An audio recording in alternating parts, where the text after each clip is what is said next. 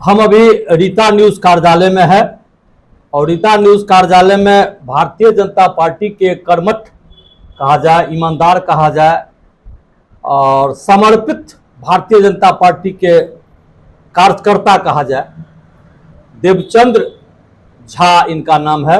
हमको लगता है कि हम इनको करीब 20 वर्ष से जानते हैं। भारतीय जनता पार्टी के कई कार्यक्रम के प्रभारी रहे हैं।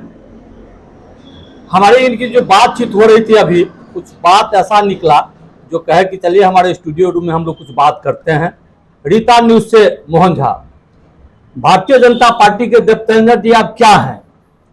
अभी हम भारतीय जनता पार्टी के प्रदेश कार्य समिति में हैं और वर्तमान में हमारा एक और दायित्व है जो हरलाखी विधानसभा के संयोजक भी हैं।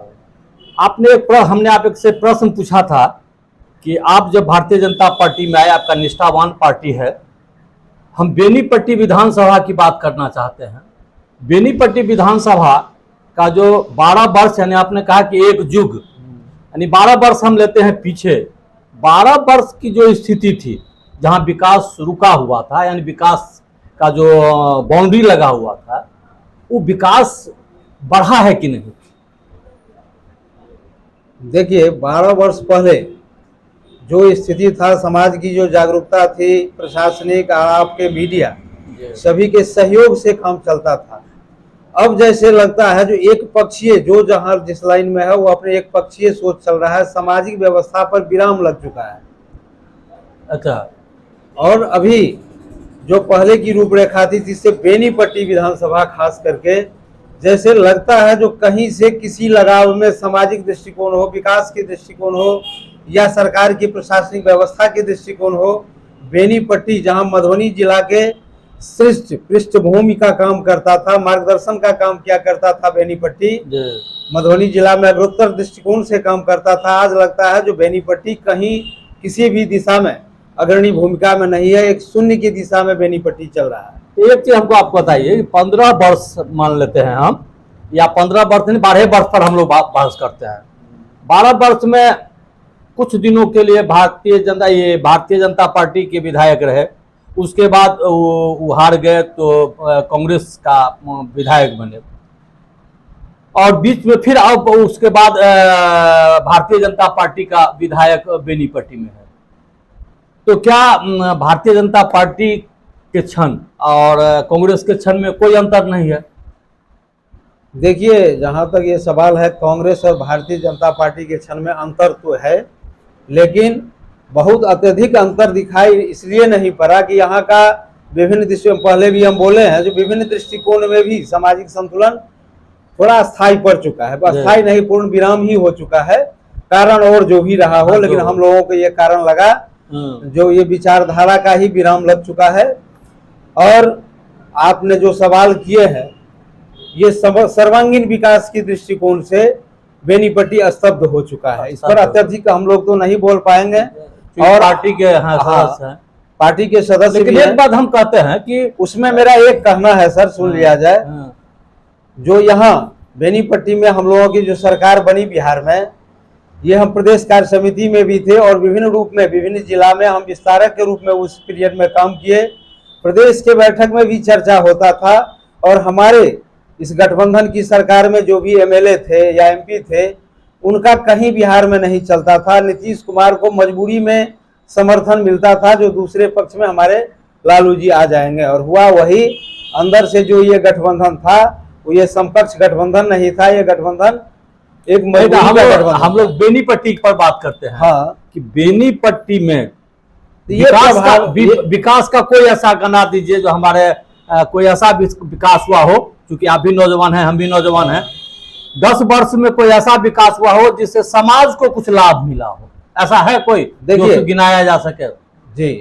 विकास विभिन्न रूपों में जो आया, हमारे जनता तक बिचौलियों के कारण या दलालों के कारण नहीं पहुंच सका, जिसका प्रतिनिधित्व सही ढंग से नहीं हो सका, या प्रशासनिक लापरवाही या तानाशाही कहिए, इस कारण से प्रधानमंत्री नरेंद्र मोदी जी के आज पूरे देश में जो भी विकास की योजना चला, वो बेनीपट्टी में भी आया और पहुंचा, और लाभान्वित भी लोग हुए। लेकिन इसका प्रतिफल जिस स्वरूप में हमारे प्रधानमंत्री चाहते हैं वह प्रतिफल हमारे जनता को डायरेक्ट परिवार में ये देखने की अनुभूति महसूस नहीं हुई। यही दुखद बात है। लाभ तो हुआ। एक चीज है, इसका मतलब है कि आपका जो संगठन है, संगठन इस विधानसभा स्तर पर कमजोर है। अगर मान लीजिए प्रधानमंत्री का कार्यक्रम अगर आपके नेताओं के द्वारा गांव तक नहीं पहुंचाया जा रहा है या नहीं पहुंचाया गया, तो निश्चित तौर पर या तो संगठन कमजोर है या आपकी कार्य क्षमता के जो मालिक हैं, जो इसको बढ़ाना चाहिए था, वो इस पर नजर नहीं डाले। देखिए, इस पर ये सवाल जो है वो थोड़ा शब्द तो कर देता है, लेकिन कहीं ना कहीं अगर हम लोग बोलते हैं तो हम लोगों में कुछ ना कुछ त्रुटि तो रहा होगा, जो हम लोग लाभ पहुंचाने में। एक बात हमको कहिए आप, बेनीपट्टी विधानसभा का जो पश्चिमी क्षेत्र है, हमारे नजर में 10 पैसा विकास नहीं हुआ 20 वर्ष में। 10 वर्ष हम गौन कर देते हैं, या 12 वर्ष में भी कोई विकास नहीं हुआ बेनीपट्टी में, यानी पूरी पश्चिमी क्षेत्र आज भी सड़क नहीं है।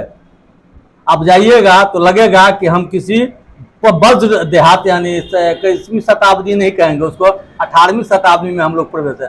ये चीज है कि नहीं है? देखिए सर, विकास की बात जहाँ तक है, हमारे पूर्व प्रदेश अध्यक्ष, विधान पार्षद, बड़े अधिवक्ता ताराकांत बाबू एक ITI कॉलेज भी बनाए।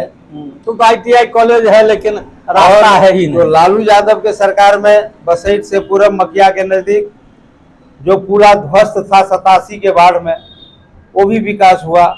हर एक गांव में विकास की रोशनी तो गया, और ये हमारे जनता को हम लोग एक माहौल बना सके जिसमें और सांस्कृतिक धरोहर, सामाजिक धरोहर की एक समन्वय हो। ऐसा समन्वय डायरेक्ट हम लोग बनाने में यहाँ के व्यवस्था से थोड़ा दूरी रहा। अब एक बात हमको आप बता दीजिए, आपका 2 नेता है यहाँ, एक MLC भी है और विधायक भी है। आप नहीं बोलेंगे उनके खिलाफ, ये बात सत्य है, लेकिन हमारे नजर में बेनीपट्टी पर भाजपा का प्रभाव नहीं है। भाजपा का नेताओं का प्रभाव नहीं दिख दे रहा है। ये आपके समझ में क्या लग रहा है? ये बात हमको जितना अनुभव या लगा, जितना बोलना चाहिए, वो हम आपके चैनल पर प्राय हम जवाब दे चुके हैं। और इसमें कहीं ना कहीं हम लोग बचपन से जो काम करते रहे, 89 से लेके अभी तक, जब हम लोग वोटर भी नहीं थे तो इसके विचारधारा के समर्थक रहे और विभिन्न पदों पर रहे, पंचायत से लेके अभी प्रदेश तक। इसमें कहीं ना कहीं थोड़ा बेनीपट्टी पर ही आप चर्चा किए हैं, हम बेनीपट्टी पर ही कुछ चर्चा करना चाहेंगे। जो आपकी सवाल है उस पर चाहेंगे, जो हम अपने बेनीपट्टी की मर्यादा के रूप में बोल सके। उसमें ऐसा लगता है जो कहीं ना कहीं सब कुछ चल रहा है, सारी विकास भी हुआ है, लेकिन जो बात आप जानकारी लेना चाहते हैं हमसे, ये कहने में हमको संकोच नहीं है और बोलना भी चाहिए। जो हम लोग बैठक में भी बोलते थे, संबंध, समन्वय, उसके बाद संरचना, इसमें कहीं ना कहीं कमी है, थोड़ा कमी है, जिसको भरपूर भरपाई करना चाहिए हम सभी को। आने वाला लोकसभा चुनाव तो ठीक हो जाएगा। बिल्कुल बिल्कुल सही हो जाएगा। यही 3 प्रोग्राम है, संबंध, समन्वय और संरचना। आने वाले समय में ठीक हो जाएगा। ठीक हो जाने की 100% उम्मीद दिखाई पड़ रहा है और होगा भी, यही आशा और विश्वास है। चलिए, हम लोग इस बेनीपट्टी विधानसभा पर चर्चा की, इसलिए देखिए बेनीपट्टी बहुत महत्वपूर्ण जगह है और देखा जाता है कि बेनीपट्टी के जो लोग विधायक बने, चाहे MP हैं हमारे, चाहे MLC हैं, ये ठीक बात है कि हमारे क्षेत्र के हैं, लेकिन जैसे पूरब की हम बात करते हैं, मधुबनी के पूरब की बात जब करते हैं, तो लगता है कि विधायक दिन रात क्षेत्र का विकास कर रहा है, और बेनीपट्टी की अगर हम बात करते हैं तो लगता है कि क्षेत्र के विकास की तरफ इनका कहीं नजर नहीं है। ये भले ही हमारे क्षेत्र के विधायक या MLC हैं, हम विरोध नहीं करना चाहते हैं, विरोध नहीं करते हैं, अच्छे लोग हैं, समाज में पकड़ है, लेकिन जो होना चाहिए उससे अछूता है। इसको आप भी मान रहे हैं, हम भी मान रहे हैं। क्या इसमें हम पहले जानकारी भी दे चुके हैं, जो भी है वो सब समाहित हो जाता है एक ही शब्द में।